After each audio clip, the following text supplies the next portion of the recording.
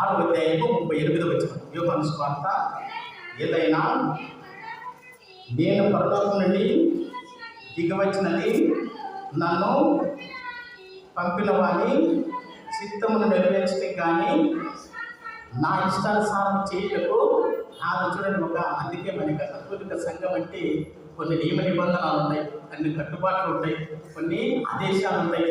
మనము మన ఇష్ట ప్రకారం మనము జీవిస్తామంటే నీవు నేను ఒప్పుకుంటాను, తల్లి తీరిస ఒప్పుకోదు. నువ్వు నేను ఒప్పుకున్నా కూడా తల్లి తీరిస ఒప్పుకోదు. వాటి ఆజ్ఞలకు కట్టబడి జీవించాలి, వాటి ఆజ్ఞలకు లోబడి జీవించాలి. అలా జీవిస్తేనే ఒక కథోలికలుగా మనము పిలువబడతాం, ఒక కథోలిక విశ్వాసిగా మనం పిలువబడతాం. అందుకే దేవుడు కూడా యేసుక్రీస్తు భగవానుడు అంటారు, దేవా పరలోకం నుండి దిగి వచ్చినది నన్ను పంపిన వాటి చిత్తం నెరవేర్చటకే కానీ నా ఇష్టానుసారము జీవించటకు కాదు అన్నారు. అందుకే వీళ్ళకి దేవుడు పెట్టారు. చూడండి, దేవుడు మనకి ఇచ్చేటటువంటి ఆజ్ఞల ప్రకారము మనం జీవించగలగాలి. దేవుడు మనకంటే ఒక ప్రణాళిక ఇచ్చాడు, ఒక బాధ్యతను ఇచ్చాడు. ఆ యొక్క బాధ్యతను మనం సక్రమంగా నెరవేర్చాలి.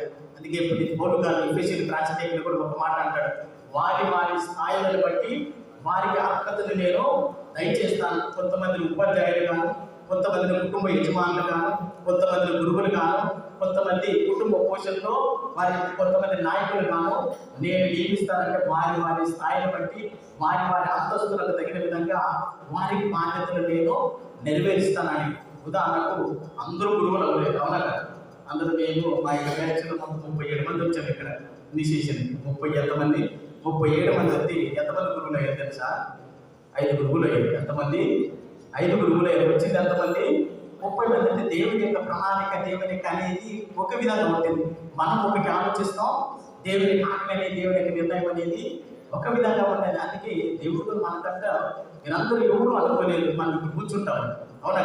దేవుడు ఆ యొక్క ప్రణాళిక మనకి ఏర్పరిచాడు, ఒక బాధ్యతలు ఇచ్చాడు. ఆ యొక్క ప్రణాళికను, ఆ యొక్క నిర్ణయానికి మనం కట్టుబడి జీవించాలంటే మన బాధ్యతలు మనం ఎప్పుడు మర్చిపోకూడదు. మన బాధ్యతలు మనం ఎప్పుడు మర్చిపోకూడదు. ఆ యొక్క బాధ్యతలు నిర్వహించడంలో సేవ రూపాన్ని దాచాలి.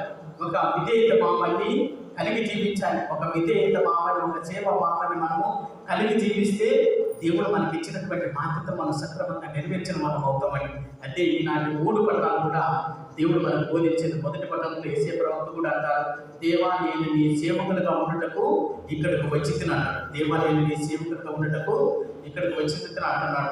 అందుకే వీళ్ళకి దేవుని పెట్టారు. యోహాను సువార్త 4వ అధ్యాయము 34వ వచనం. యోహాను సువార్త 4వ అధ్యాయము 34వ వచనం. యేసు వానితో నన్ను పంపిన వారి చిత్తమును నెరవేర్చుటయు ఆయన పనిని పూర్తి చేయు నా ఆహారం అంటే నా బాధ్యత.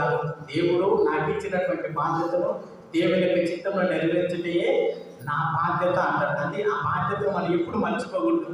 యొక్క బాధ్యతలు ఎటు సుఖాలు ఉంటాయి, ఎట్లా ఉండవు. మన యొక్క బాధ్యతలు నెరవేర్చడం ఎన్నో కష్టాలు, ఎన్నో ఒడిదుడుకులు, ఎన్నో బాధలు, ఎన్నో శ్రమలు వస్తూ ఉంటాయి.